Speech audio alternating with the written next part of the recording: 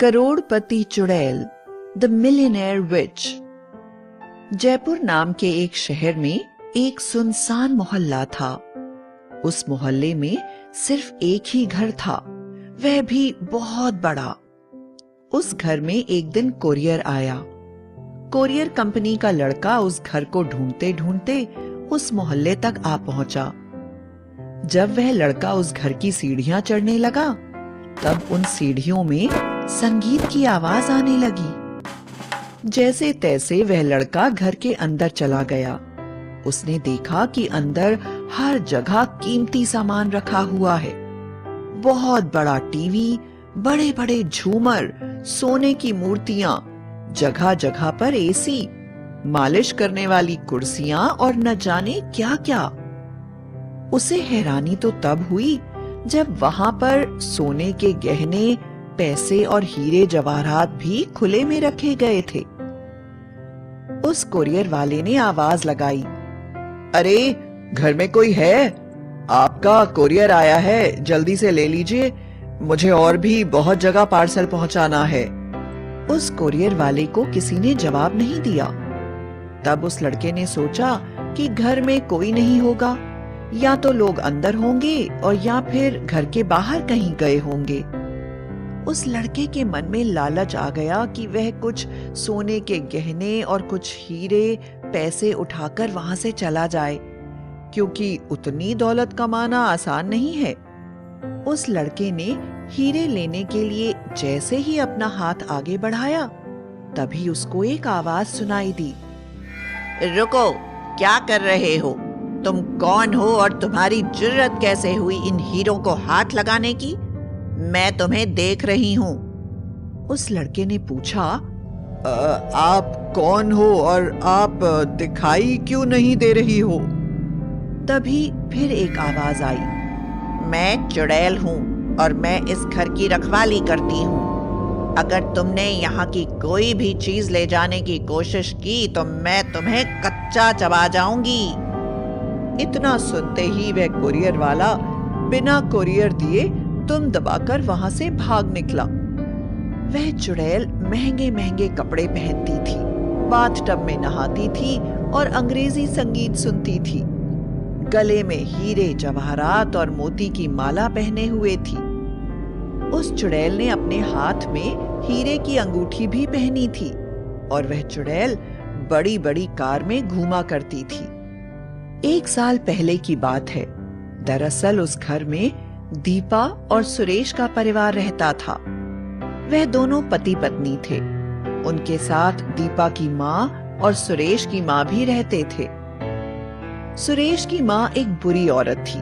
उसे हमेशा दीपा से शिकायत रहती थी कि वह दहेज में कुछ नहीं लाई और वह दीपा को किसी न किसी बात का ताना मारकर परेशान करती रहती थी। दरअसल दीपा और सुरेश का एक मध्यम वर्गीय परिवार था।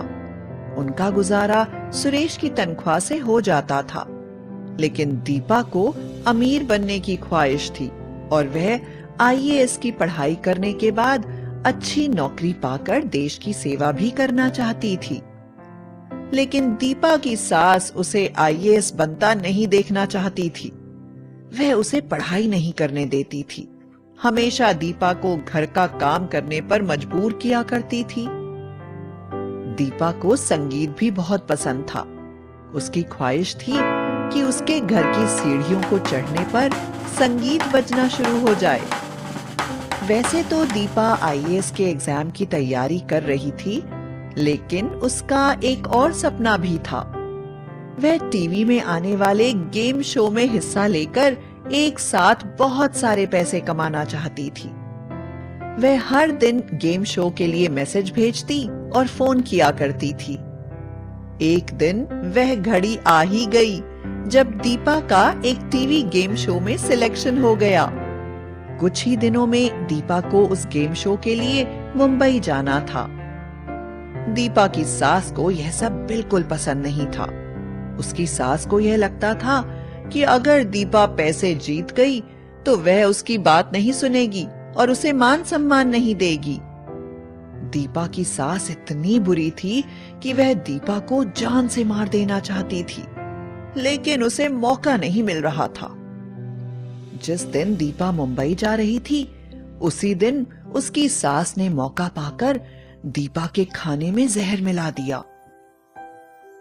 दीपा ने वह खाना खाया, लेकिन उसे कुछ भी नहीं हुआ और वह उसी दिन गेम शो के लिए मुंबई रवाना हुई।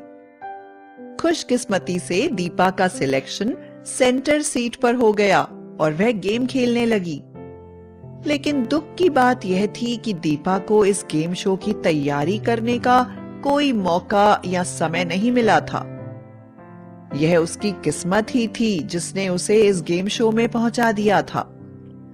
आखिरकार वह मौका आ गया जब दीपा उस गेम को खेलने लगी। उसने बिना सोचे समझे मुश्किल सवालों का बड़ी आसानी से सही जवाब दे दिया। दीपा से पूछा गया कि जलियांवाला बाग का कांड कराने वाला ब्रिटिश जनरल कौन था। दीपा ने झट से उत्तर दिया, जनरल रेजिनाल्ड डायर। दूसरा सवाल था कि दांडी मार्च किस साल, किस महीने और किस तारीख पर हुआ था। दीपा ने इसका जवाब भी झट से दे दिया, 12 मार्च 1930। इसी तरह दीपा हर सवाल का जवाब झट से देने लगी थी। कुछ देर बाद वह वक्त आ ही गया जब दीपा गेम शो में करोड़ों रुपए जीत गई थी। वहां तालियों की इतनी गड़गड़ाहट थी कि कुछ सुनाई नहीं दे रहा था। दीपा और सुरेश करोड़ों रुपयों के साथ अपने घर जा पहुंचे, लेकिन घर पहुंचते ही उन्हें एक बात सताने लगी। दरअसल दीपा की मां कहीं गायब हो चुकी थी। उनका फोन घर पर ही पड़ा था। दीपा ने तुरंत उसकी मां का मिसिंग कंप्लेंट पुलिस में लिखवाया। खूब सारे पैसे मिलने के बाद दीपा और सुरेश ने अपने घर का नक्शा ही बदल दिया। वह अब एक ऐश व आराम की जिंदगी जीने लगे थे। बड़ी बड़ी गाड़ियां, नौकर चाकर, रुपया पैसा, जेवर, हीरे मोती, जवाहरात, सोना, अब उनके पास सब कुछ था। दीपा ने अपनी मां की मिसिंग कंप्लेंट लिखाई तो थी, लेकिन ऐसा लग रहा था कि वह अपनी मां के लिए बिल्कुल परेशान नहीं है। और यह बात सुरेश और उसकी मां को बहुत अजीब लग रही थी। सुरेश की मां एक और वजह से भी परेशान थी कि दीपा जहर खाने के बाद भी क्यों नहीं मरी। जब पुलिस दीपा से उसकी मां के बारे में पूछताछ करने आई, तब दीपा ने पुलिस के कुछ सवालों का जवाब ठीक ठाक दे दिया। लेकिन जब पुलिस ने दीपा पर ही अपनी मां को कहीं छिपा देने का इल्जाम लगाया, तब दीपा अचानक जोर जोर से चिल्लाने लगी। उसने चिल्लाते हुए बोला, तुम लोग चले जाओ, मैं तुम्हें नहीं मिलूंगी। अगर ज्यादा तफ्तीश की तो कोई भी जिंदा नहीं बचेगा। जिसने गुनाह किया है उसको उसकी सजा जरूर मिलेगी। खामखा मेरी बेटी को परेशान मत करना, उसे कुछ नहीं पता है, वह बिल्कुल भोली है। अगर दोबारा मेरी बेटी को परेशान करने आए तो अंजाम बहुत बुरा हो सकता है। दीपा का यह बदला हुआ रूप देखकर सुरेश, उसकी मां, पुलिस सभी परेशान थे। पुलिस के जाने के कुछ देर बाद जब दीपा से सुरेश ने पूछा कि उसने ऐसा अजीब बर्ताव क्यों किया, तो दीपा ने कहा कि उसे कुछ याद नहीं है कि उसने ऐसा कुछ किया था। इस बात से परेशान होकर सुरेश ने एक तांत्रिक को बुलाया। उस तांत्रिक ने दीपा को एक बड़ी रंगोली के अंदर बिठाया। वह बड़े बड़े मंत्र पढ़ने लगा और जोर जोर से चिल्लाने लगा, ओम हैम क्रीम चामुंडाय विचे फट स्वाहा। ओम हैम क्रीम चामुंडाय विचे फट स्वाहा। ओम हैम क्रीम चामुंडाय विचे फट स्वाहा। कुछ देर बाद जब तांत्रिक ने दीपा से पूछा, तू कौन है और दीपा के अंदर क्या कर रही है, तो जवाब आया, मैं दीपा की मां हूं। दरअसल मेरी समधन ने दीपा के खाने में जहर मिला दिया था। गलती से वह खाना मैंने खा लिया और मैं मर गई।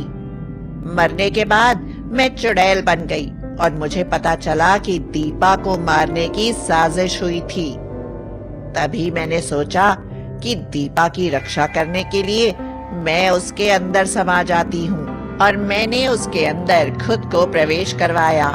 उसके बाद उस गेम शो में मैंने दीपा को पूछे गए हर सवाल का झट से जवाब दे दिया, क्योंकि मैं चुड़ैल हूँ और मेरी जादुई शक्ति से मुझे किसी भी बात का पता चल जाता है। मेरी बेटी दीपा की एक बहुत बड़ी ख्वाहिश थी कि वह गेम शो में हिस्सा लेकर करोड़ों रुपए जीते, तो मैंने उसकी यह इच्छा पूरी कर दी। वह तांत्रिक बोला, अब तो तुम्हारी बेटी करोड़पति बन गई है, अभी भी क्यों तुमने उसे कब्जे में रखा हुआ है? तुम अपनी बेटी का शरीर छोड़कर चली जाओ। उस चुड़ैल ने कहा, मुझे मेरी समधन पर भरोसा नहीं है। वह दोबारा मेरी बेटी को मारने की साजिश रच सकती है। मैं अपनी बेटी की सुरक्षा करने की खातिर उसके शरीर में अभी भी हूँ। इतना सुनते ही रमेश की माँ ने उस चुड़ैल से माफी मांगी। उसने कहा, गलती हो गई समधन जी, बहुत बड़ी गलती हो गई। मैंने नहीं सोचा था कि वह खाना आपने खाया है। मैं दोबारा ऐसी गलती नहीं करूंगी।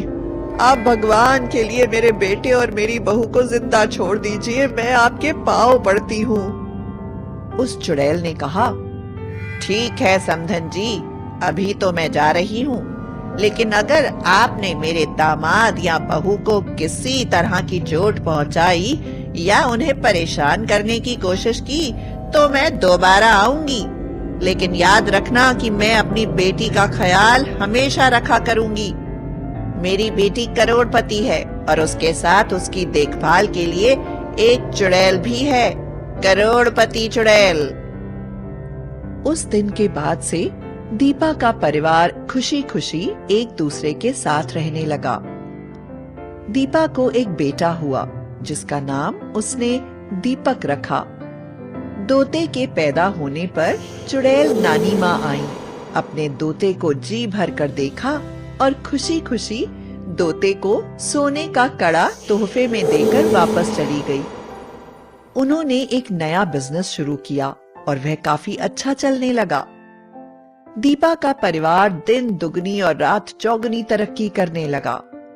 वह हंसी खुशी एक अच्छी जिंदगी बिताने लगे।